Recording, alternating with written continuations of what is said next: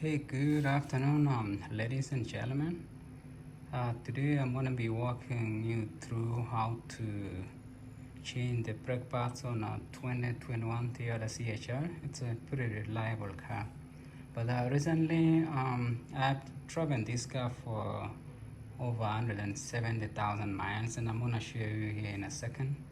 And then recently, the car is driving really good, but recently the pre-collision system alarm, the brake light came on, and every other sensor that you could imagine. I lost the cruise control, the APS system is up, the brake light is up, but the car still runs really good. But I wouldn't recommend driving it.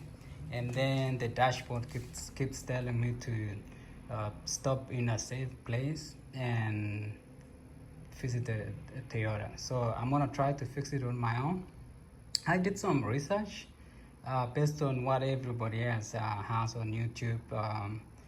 One recommended that you disconnect the battery, but for me that's a shortcut. I don't buy it. The military had told me like you can count that. So for me, that's a lazy way of doing it. But I was just curious. I went ahead and disconnected the negative, which is in this case like the grounding. Nothing changed, and then I was still curious to check it, and then I ended up disconnecting it, both of them, and then left it for like a couple of hours. I reconnected it back, but it didn't fix the problem. And then I did notice that my brake fluid was really low, so I went ahead and topped that up, but it didn't fix the problem. But the funny thing, my pre-collision system still works. I tested it and it was peeping. It's reacting really good. And then I went ahead and did a further research. Somebody was like, hey, you clean the sensor, and the sensor for this guy is located right here. So I cleaned it really good. And then I checked even the front camera, the back camera, but it was all clean. Then the other one recommended that you check the sensors on the tire. It's still connected. There's nothing wrong. So let me go to the interior to show you exactly what it looks like.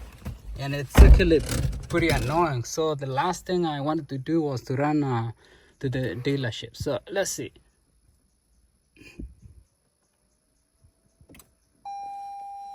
So that's all the lights that I have, okay, except for the engine light. So let me turn it on. So let me turn it on for you, and then you will see exactly what's going on. So it's telling me the braking power is low, which I agree with that. Anti-lock brake system is malfunctioning. It's pretty much everything that has to do with the braking system malfunctioned. And then you can hear that peeping. It keeps peeping for like a couple of minutes, and then it shuts off. You can see the RCTA, the collision system, and then the sensors. So this side I lost everything. So, and I rely on those a lot. So here you can see the mileage that I have, 174,605 miles, because I drive this car a lot, but mostly I drive it on the freeway. So I don't brake that much, and I'm not a crazy person that you slam the brakes and all that kind of stuff. So today I'm gonna try to solve this on my own before I run to the dealership, okay? So that's what I have. I'm gonna start doing the brakes, and then I'll walk you through how it's done. It's super simple and easy. All right.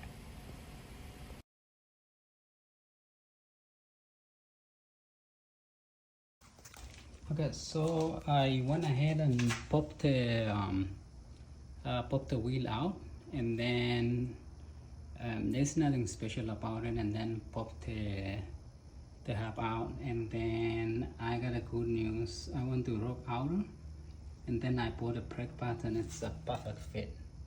So you can see like the brake pad was really worn out. Okay, so here is the part number for the front tire. If you ever went to the rock, let's say Alpha Charlie Tango 2076, that's the part number, and it's Akipon. It was recommended by my brother. He said it doesn't make a lot of noise, and it's really good for pretty cheap price. Okay, so by the look of the thing, you can see the brake drum like it's really out.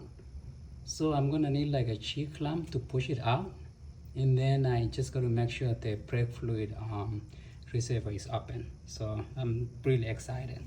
So let's still compare the old and the new. So you can see that's the old one, and then the other one is the new. Alright, and so as you can see, both brake pads are in perfectly. I didn't run into any issues. I just got to put it back nicely and carefully, and then I'll move to the other side, and then after that I will walk you to the rear. So that's how it looks. It looks so perfect. Then that one is pushed in all the way in, and then you want to be careful not to snip the casket, because that will be a bad day.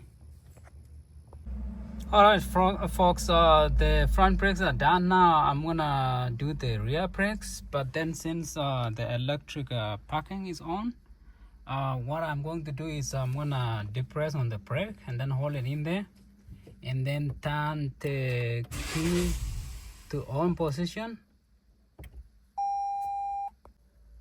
Alright folks, the front brakes are done. Now I'm gonna do the rear brakes, and then since the electric parking is on, I need to disable it to have the rear brake caliper like disengaged or retracted before doing the brake pads, and this is exactly how you do it.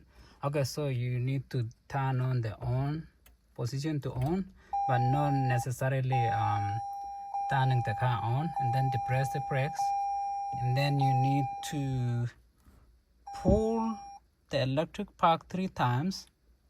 1, 2, 3. Then push it down 3 times. 1, 2, 3. And then on the 4th time, hold it.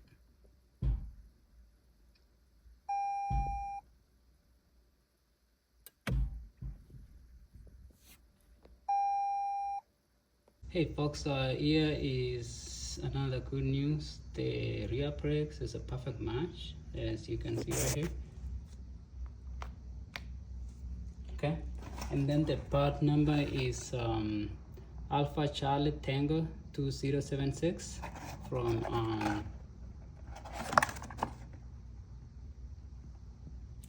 the same place I bought from Rock Auto. Okay, so I went ahead and disengaged the electric parking brakes, and then I took out the tire, and then this is how it looks like. It was like really bad. You can see the rubber gasket, it's super tight. And then I had to disconnect the electric parking right there. Then I'm just ready to go ahead and change the brakes, and I'll do the same thing for the other side. Thank you. So one of a kind, the way she moves.